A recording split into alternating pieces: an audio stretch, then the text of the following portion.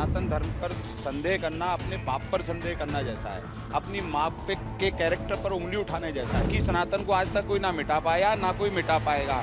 तो जो सनातन धर्म को नहीं मानता है ना, उसको रहना के कोई हक ही नहीं है। वो विश्व यहाँ पे देश में रहे, वो देश को छोड़ दो ज़्यादा अच्छा हो। जो इस धरती पर पैदा हुआ है वो सनातन धर्म में ही था।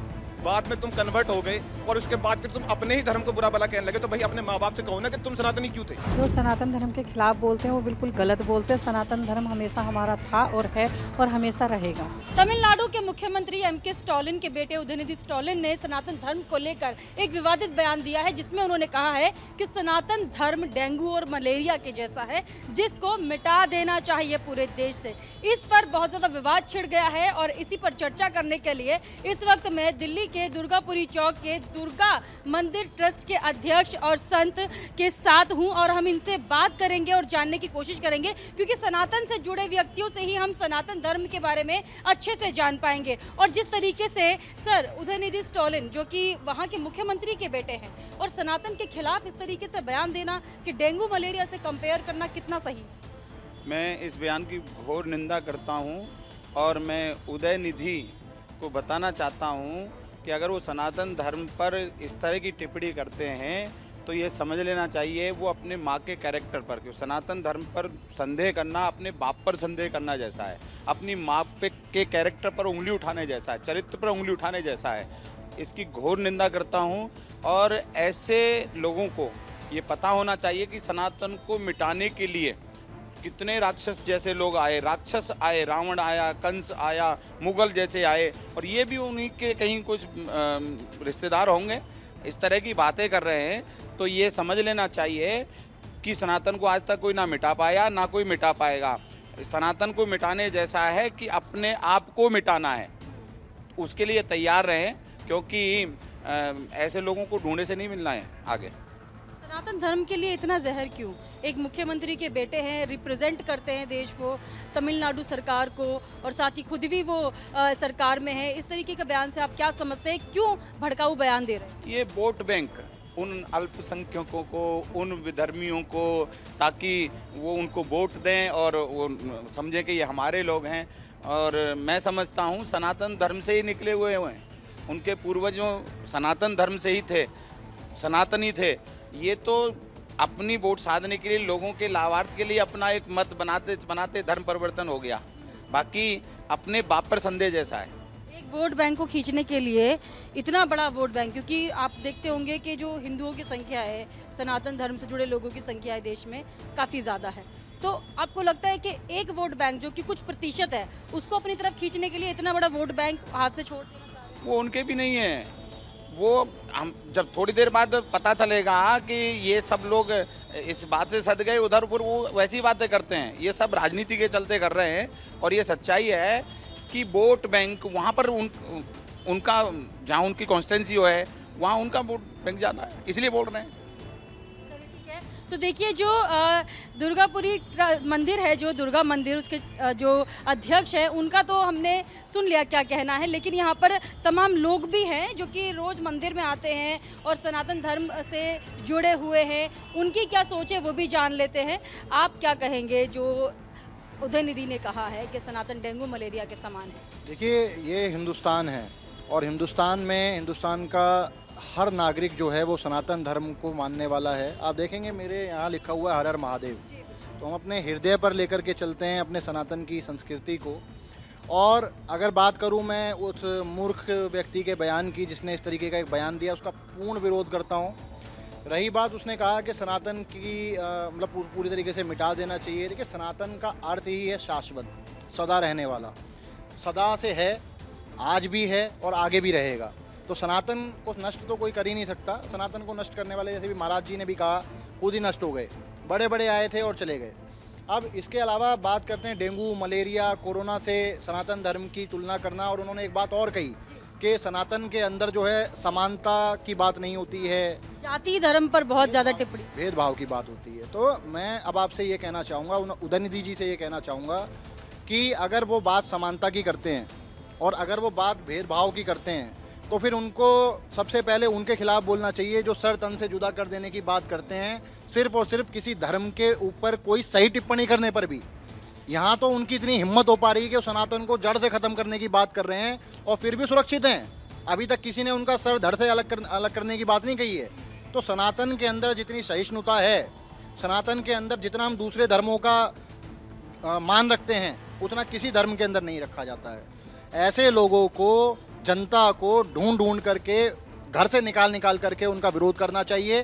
प्लस ना सिर्फ दिल्ली में हम लोग इनके खिलाफ मुकदमा दर्ज कराएंगे धर्म के खिलाफ बोलने के लिए, धर्म के खिलाफ भड़काने के लिए, बल्कि पूरे देश के अंदर सभी को इनके खिलाफ FIR करानी चाहिए।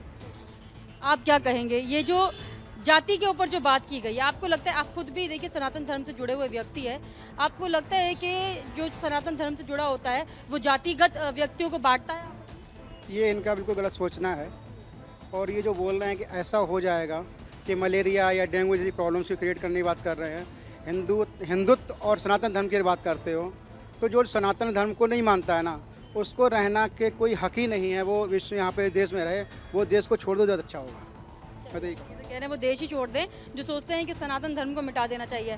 सर, एक सवाल मैं आप ही से करना चाहूँगी, आपको क्या लगता है, आप जैसे आप खुद एक संत हैं, आप अध्यक्ष है दुर्गा मंदिर की, आप ट्रस्ट चलाते हैं पूरा, आपको लगता है ये जो छोटी मोटी जाति धर्म पे बात होती है, क्या सनातन धर्म में वाकई में ही धर्म और जाति पर जो है बहुत ज़्यादा वो है, लोगों को छोटा समझना या फिर ना?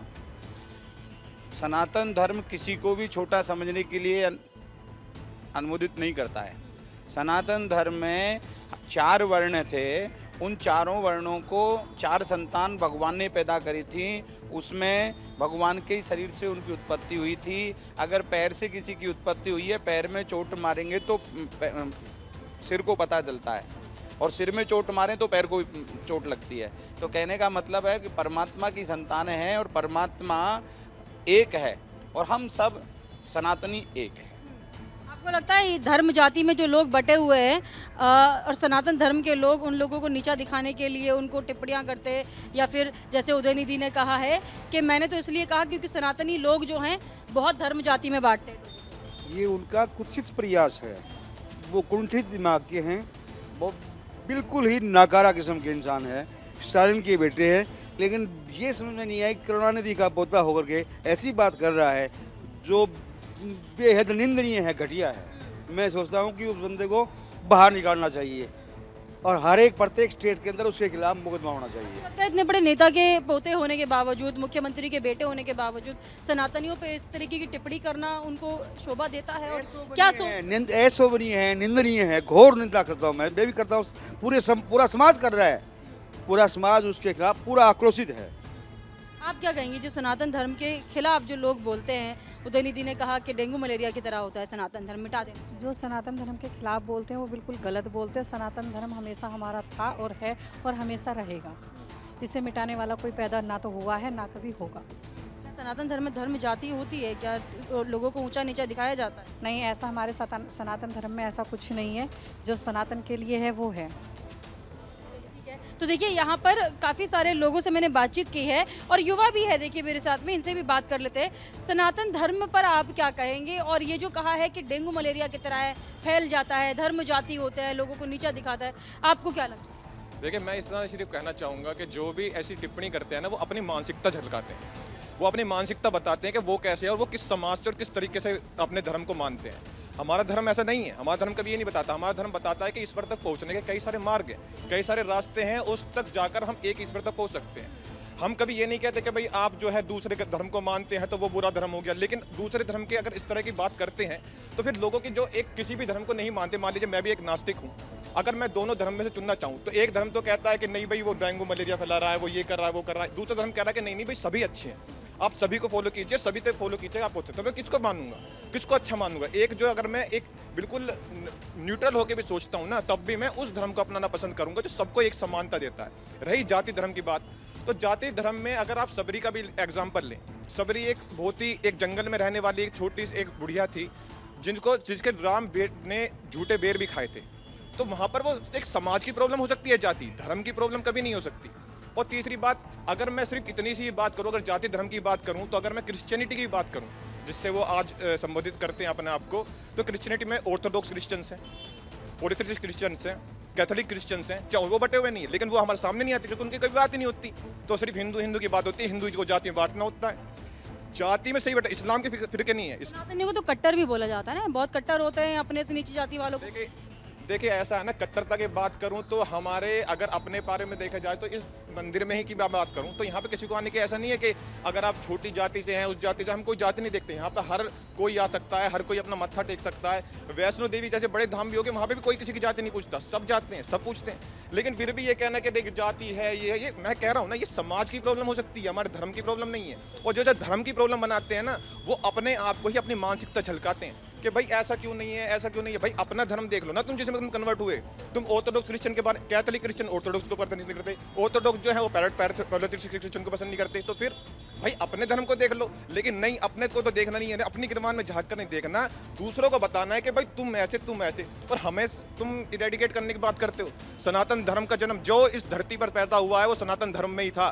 बाद में तुम कन्वर्ट हो गए और उसके बाद फिर तुम अपने ही धर्म को बुरा भला कहने लगे। तो भाई अपने माँ बाप से कहो ना कि तुम सनातनी क्यों थे, अपने दादा से कहो ना कि तुम सनातनी क्यों थे, उनको भी कन्वर्ट कर देते। लेकिन नहीं, 1400 साल पहले और 3000 साल पुराने धर्म को तुम अपना कर ये सोचते हो जो हजारों सालों पुराना धर्म है उसकी हम कंपैरिजन करेंगे और फिर कहते हैं कि अरे ये तो मलेरिया फैला रहा है, डेंगू फैला रहा है। भाई तुम मलेरिया डेंगू पहले अपने में देख लो, अपनी गिरवान में देख लो। पहले जो मलेरिया डेंगू होता है ना, कई बार दिमाग में चढ़ जाता है वो, और दिमाग में चढ़ने के बाद जो ना फिर आदमी उल्टी सीधी बातें करता है।